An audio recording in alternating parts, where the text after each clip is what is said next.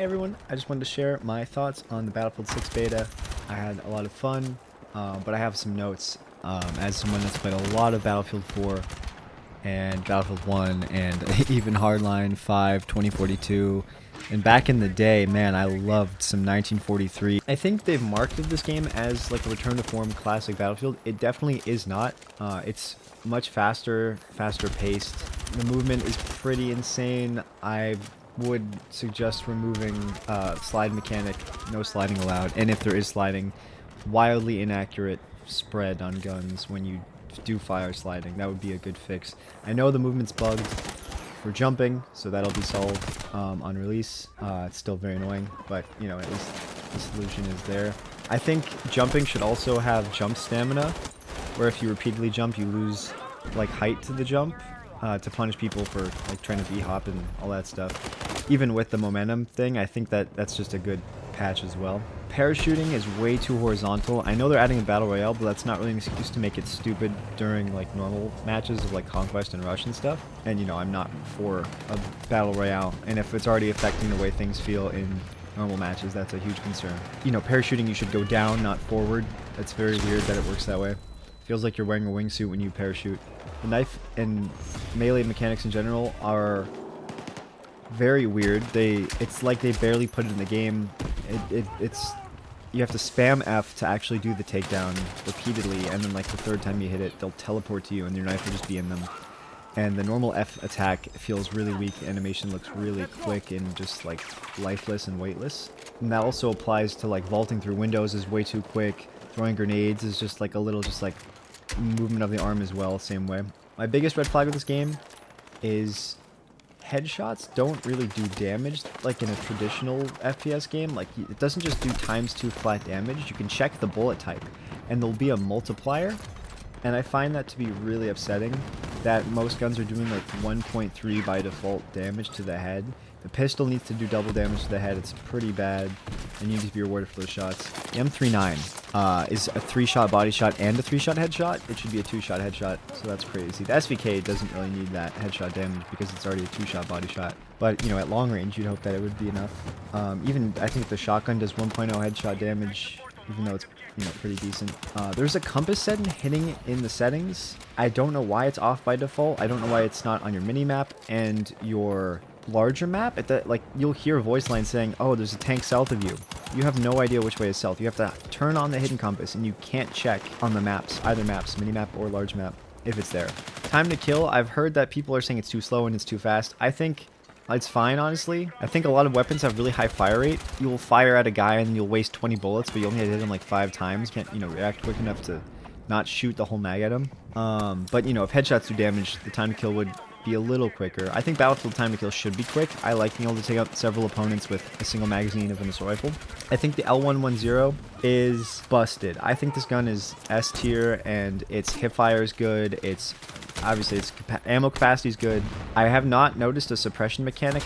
My friends have told me that it is in fact there, but I don't notice it. It's not enough because sniping, nothing can compete with sniping at range. And you can't suppress them and make their accuracy worse or like give them tunnel vision. And LMGs would excel at that if that mechanic was actually properly introduced to the game. But basically the L110 is just a really good assault rifle with a huge extended mag right now. Or even an SMG. Kind of best parts of both, if you ask me.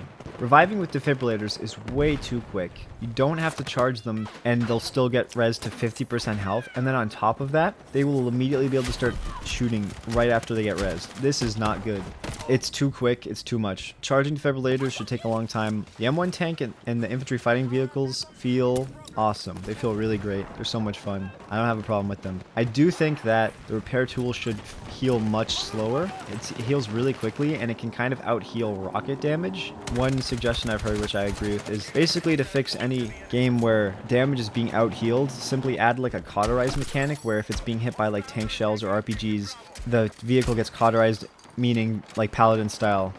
It basically gets reduced healing as it's being damaged. Air vehicles, I played a lot of jets and helicopters when I could in the one map that has them. I think jets feel pretty good, but they need more health, especially when they're fighting other jets. It's so odd how quickly you take them out. I'm pretty comfortable with their movement. I didn't think it was hard to pick up, but also the map's kind of concerning because the way that you repair, and it's bugged for one side, so it can't heal. But flying into your own spawn is odd. I would do it a Battlefield 5 style way, where you get your ammo and health back by flying further back into the map on your side spawn.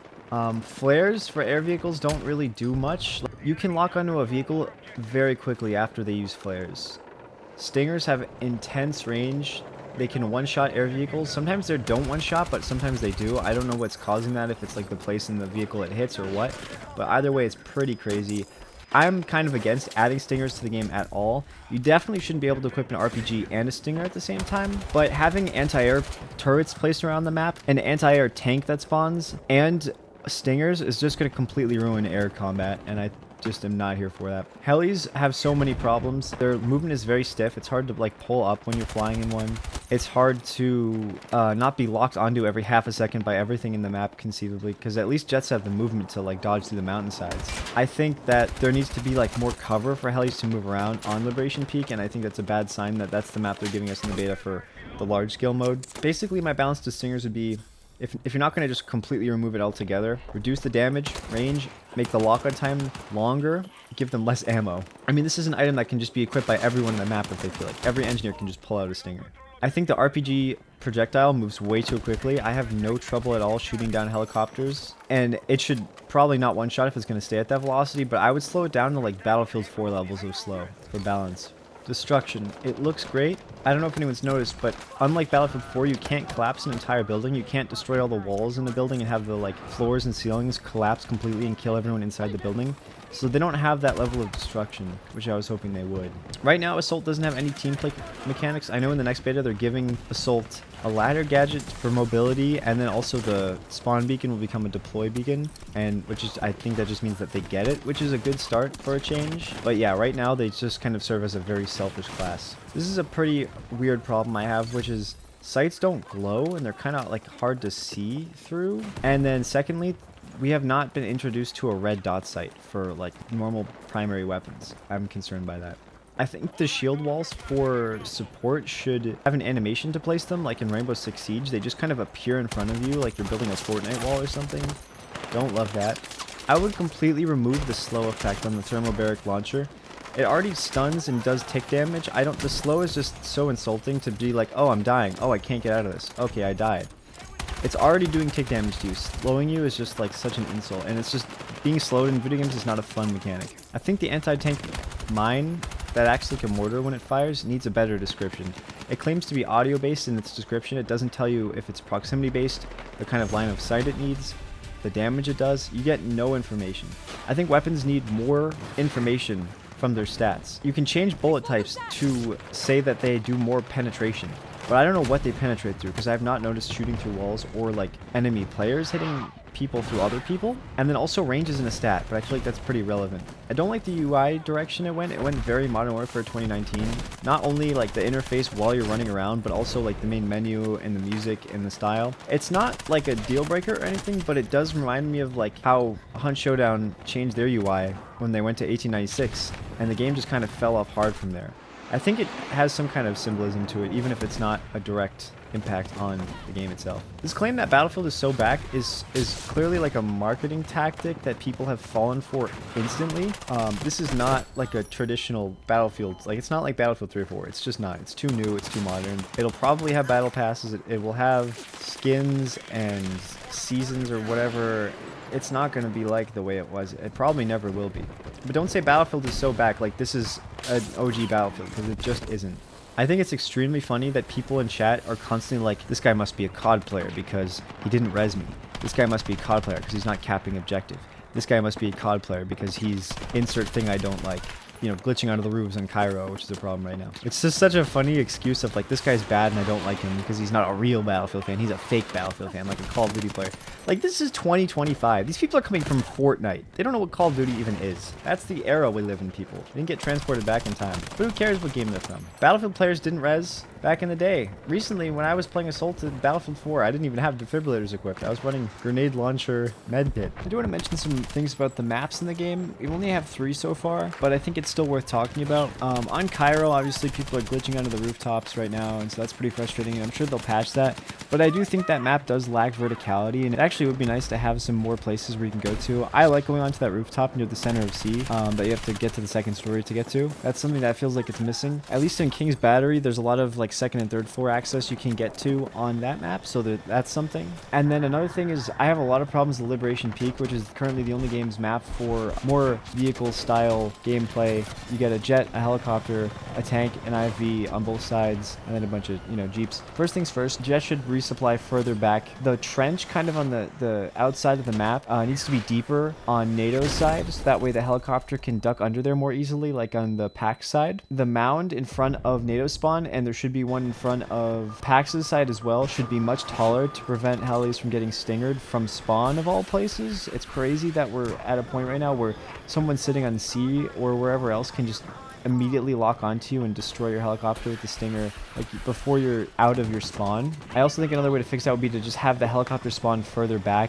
way further back, with like a helipad or something on both sides. Another thing I noticed is because objectives B, D, and E all have tanks spawn on them, B and E have the M1 Abrams style tank on them. There's an anti-air tank that spawns on D. Because these are not locked into both sides spawns, any side that caps some of those objectives can turn the tide of the battle and then force that game into a steamroll. So if you're noticing a lot of steamrolls on Liberation Peak, I would largely attribute it to the fact that tanks spawn on the objectives rather than in the main spawns. I like when, you know, you get awarded for taking certain objectives and they give you certain advantages, but due to the fact that the anti-tank tanks are the ones that spawn there rather than something like the LAVs or whatever, is usually, I think, a pretty strong contributor to that. I've had matches where my team steals the enemy team's IFV, which, you know, is their fault for jumping out. But then, you know, we push and cap all the objectives, and now we have 2 tanks, and the enemy's left with nothing. The tanks should probably remain in both team spawns, and I think that would be a really great way to fix that steamroll issue.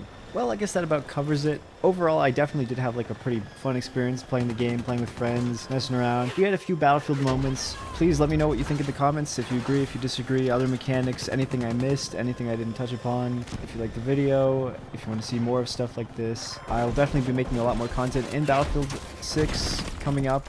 That doesn't mean I'm going to buy it day one. I'm definitely not going to pre-order it. I mean, even the good Battlefields came out pretty broken most of the time, like Battlefield 4, for example. So I'm not really ready to rush into a day one Battlefield experience. It's usually pretty messy. If it turns out that it's running great, maybe I will get it early, but I'm going to wait for initial reaction. Thank you for watching. I will probably be editing down a lot of the streams I did because I streamed a lot of what I did and I recorded a lot of what I did in the game. So you'll be able to see me running around doing shenanigans, see foreign people and blowing up helicopters, driving tanks, flying jets, all that stuff, you know? So thanks, good day.